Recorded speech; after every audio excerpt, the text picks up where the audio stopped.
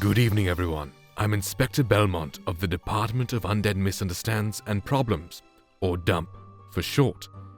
I've been called here today because a human has been murdered here at your vampire ball. I cannot express to you enough the seriousness of this offense, and I intend to get to the bottom of it. The human, mortal girl known as Lilith de Wolfram, was a known associate of Count Dracula, New York's resident vampire queen and host of this vampire ball.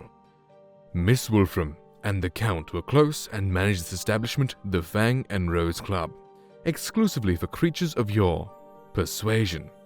Now, I'm sure you all want to avoid a scandal, and so I would ask your cooperation and discretion in this matter while we investigate the case.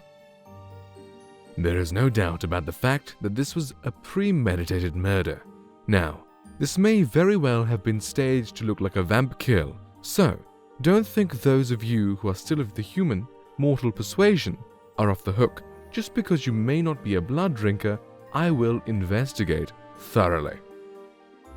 In the meantime, if you have any secrets or have heard anything that might help the case, I suggest you come clean about it now. You should take this time to introduce yourselves officially to one another, as you will need to cooperate in order to help solve this quickly, efficiently, and above all, quietly.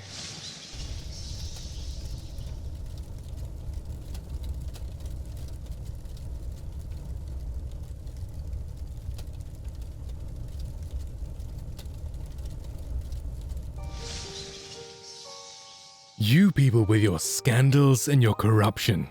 It's no wonder a dump was needed. After further investigation, I can tell you that Miss Wolfram was shot through the head, and this is what essentially killed her. But she had also previously been bitten and drained of much of her blood.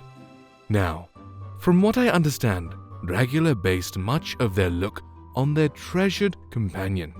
Therefore, I cannot help but wonder if Lilith was the intended target, or whether perhaps it was Dracula herself. Perhaps these clues will help shine a light on this darkness. Item 1.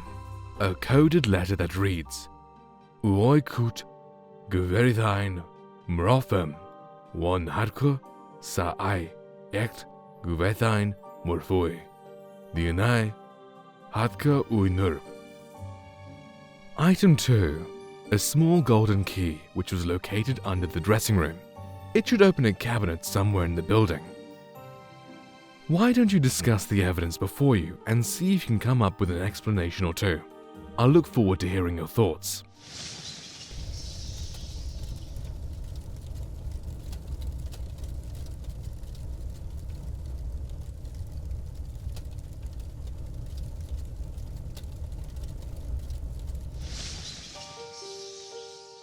Well, I hope you found that informative. It answers a few questions, but not all of them. As I was scouting the area, I found the murder weapon. Item 3. A hunter's pistol. It was locked in the cabinet at the far side of the room. Our little golden key opened it up. Hunter's pistols shoot silver bullets with wooden cores. It is a weapon specifically designed to kill vampires. So, maybe Lilith wasn't the intended target after all. It points the blame at the hunters present, that's for sure, but that could all be a clever ruse. If I was a vampire wanting to frame a hunter for murder, I'd certainly want to use a hunter's pistol. Vampires are irrational creatures and more likely to overreact and accept the obvious. Why don't you discuss it and see if you can identify who the target may have been?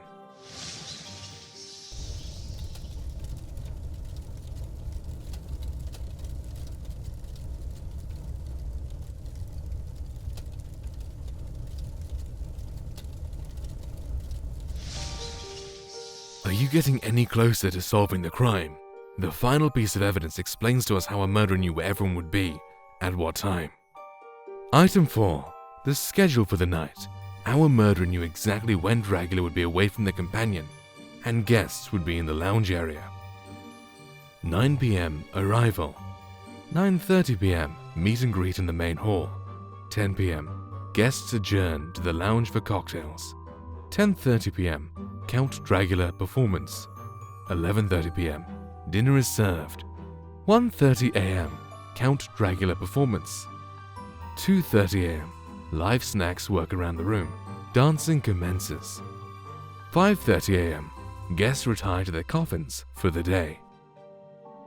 We are close to solving this crime, and so I suggest we start wrapping up now. So any final questions? Now is the time to ask them.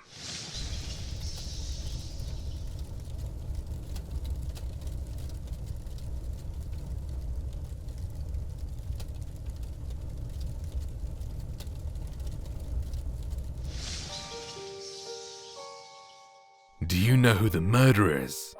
Then vote. You need to identify who done it and their motive. The first correct answer submitted will be the winner.